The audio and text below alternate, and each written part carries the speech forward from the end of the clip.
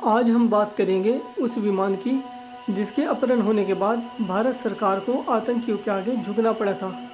नमस्कार दोस्तों, हम बात कर रहे हैं 24 दिसंबर 1999 की, जब इंडियन एयरलाइंस की उड़ान संख्या IC 814 का आतंकवादियों ने अपहरण कर लिया था। इस विमान ने नेपाल की राजधानी काठमांडू से लखनऊ के लिए उड़ान भरी थी। इस विमान में 176 यात्रियों के अलावा पायलट सहित क्रू मेंबर के 15 लोग सवार थे।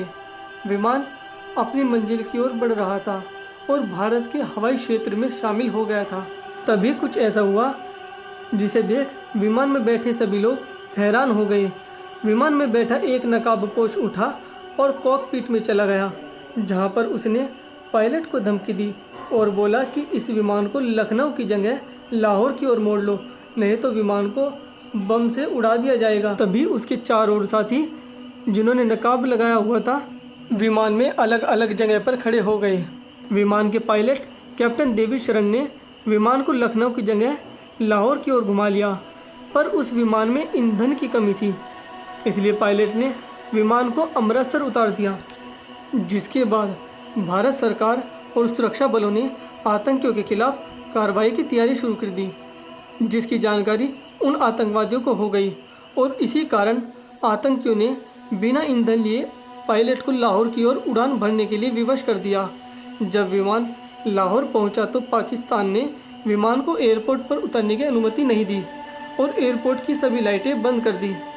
पर विमान में ईंधन खत्म हो रहा था और विमान को लाहौर एयरपोर्ट पर उतारने के अलावा और कोई रास्ता नहीं था, जिसके बाद पाकिस्तान ने लाहौर एयरपोर्ट पर विमान को उतारने की अनुमति दे दी और ईंधन भरने के बाद पाकिस्तान सरकार ने विमान के पायलट को तुरंत एयरपोर्ट छोड़ने के लिए बोल दिया, जहां से विमान दुबई एयरपोर्ट पहुंचा और आतंकियों ने वहां पर पहुंचकर 27 यात्रियों को विमान से उतार दिया। मीडिया रिपोर्ट बताती है कि भारत सरकार ने दुबई सरकार से एयरपोर्ट पर विमान को आतंकियों से छुड़ाने के लिए कार्रवाई की अनुमति मांगी थी, पर दुबई सरकार ने ऐसा करने से मना कर दिया था। जिसके बाद विमान दुबई से अफगानिस्तान के कंधार एयरपोर्ट पर पहुंचा और वहीं पर खड़ा रहा जब तक सरकार ने उन आतंकवादियों की बात नहीं मानी और यह विमान 8 दिनों तक आतंकवादियों के कब्जे में रहा। कंधार पहुंचते ही आतंकवादियों ने विमान में दहशत फैलाने के लिए एक यात्री को गोली मार दी। जब विमान कंधार एयरपोर्ट पर उतरा तो वहां पर पत्रकारों की भीड़ लगनी शुरू हो गई और विदेशी पत्रकार भी वहां पर आने शुरू हो गए। चौंकाने वाली बात यह थी कि साइकिल से एक आदमी एयरपोर्ट पर आता था और विमान के चक्कर लगाता था। यह चक्कर लगाने वाला आदमी कोई और नहीं बल्कि सुरक्षा का इंतजाम देखने वाले लोग थे और SHO के स्तर के अधिकारी थे। उस समय वहां पर जो पत्रकार थे उनका कहना है कि यह सब देखकर वे बहुत हैरान थे, क्योंकि ऐसे समय में विमान के पास बख्तरबंद गाड़ियां और सुरक्षाकर्मी होते हैं। जिस समय विमान का अपहरण किया गया था उस समय कड़ाके की ठंड हो रही थी और उस समय वहाँ जो पत्रकार थे उनका कहना है कि सर्दी से बचने के लिए उन्होंने गाड़ी को कई दिनों तक चालू रखा था और कई दिनों तक जूते भी नहीं उतारे थे।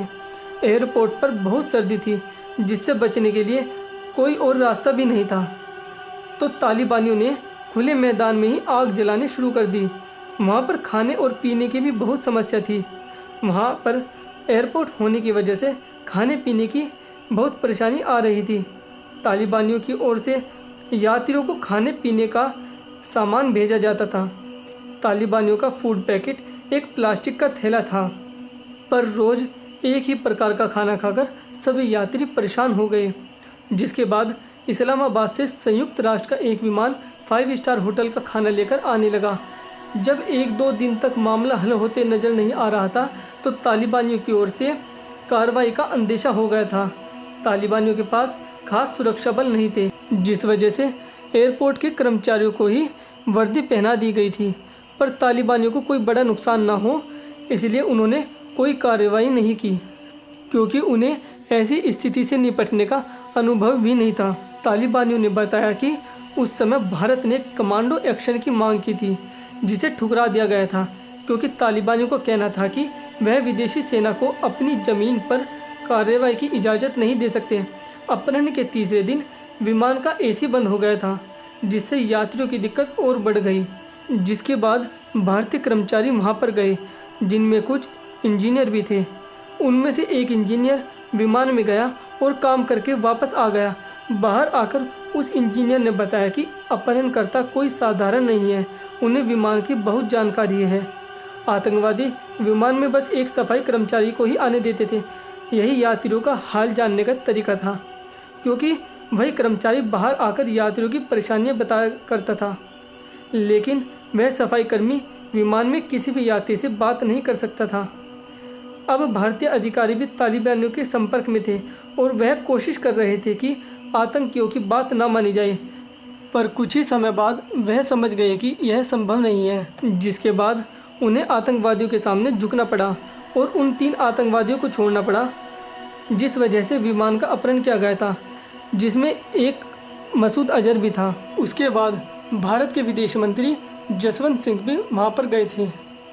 आतंकियों के विमान छोड़ने से पहले एक एम्बुलेंस एयरपोर्ट पर आकर खड़ी हो गई, जिसके बाद वह सब नकाबपोश आतंकवादी और मौलाना मसूद अजहर के साथ वह दोनों आतंकवादी भी एम्बुलेंस में सवार हो गए, जिन्हें भारत ने छोड़ा था। उन आतंकियों को तालिबान ने 2 घंटे में अफगानिस्तान छोड़ने का आदेश दिया था, जिसके बाद वह एयरपोर्ट से चले गए।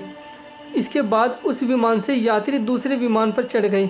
उनके चेहरे पर खुशी साफ देखी जा सकती थी। अगर आपको हमारी ये वीडियो पसंद आई है तो इसी तरह की और वीडियोस देखने के लिए हमारे चैनल को सब्सक्राइब करें, वीडियो को लाइक करें और ज़्यादा से ज़्यादा शेयर करें।